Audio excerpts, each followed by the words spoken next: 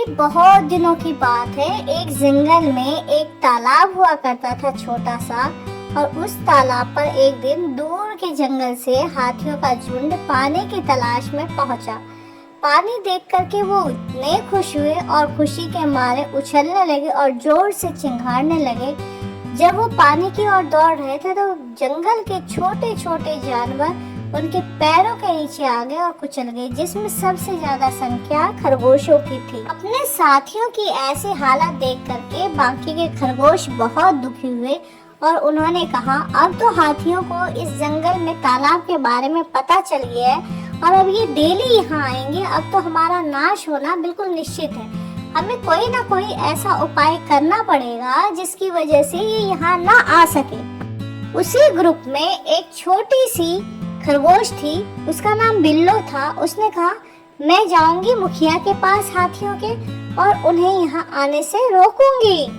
फिर वह छोटी खरगोश जहाँ मुखिया रहता था हाथियों का वहाँ गया और वहाँ पहुँचने के बाद एक बड़े से चट्टान पर चढ़ कर के मुखिया को नमस्कार किया और फिर मुखिया को बोला, मुखिया अगर आपकी इजाजत हो तो मैं आपको अपने यहाँ आने का कारण बताऊं।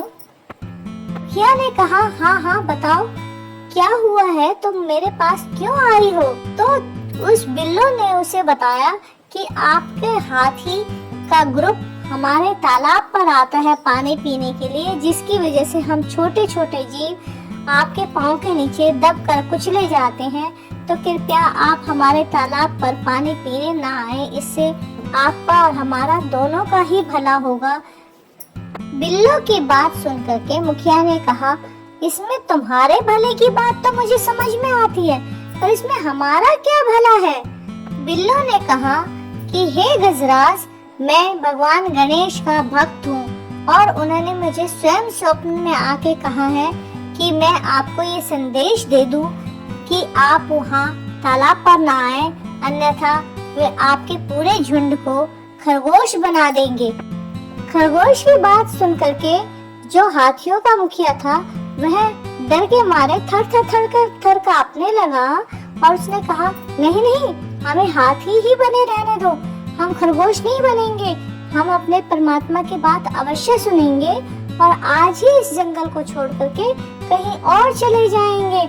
और इस तरह से चतुर बिल्लो रानी ने अपने खरगोश प्रजाति को हाथियों के कहर से बचा लिया। एक छोटी सी कहानी है, पर ये छोटी सी कहानी हमें सिखाती है कि मुसीबत से घबराए बगैर हमें धैर्य से उस समस्या का समाधान ढूंढना चाहिए ताकि हम मुसीबत से बच सकें।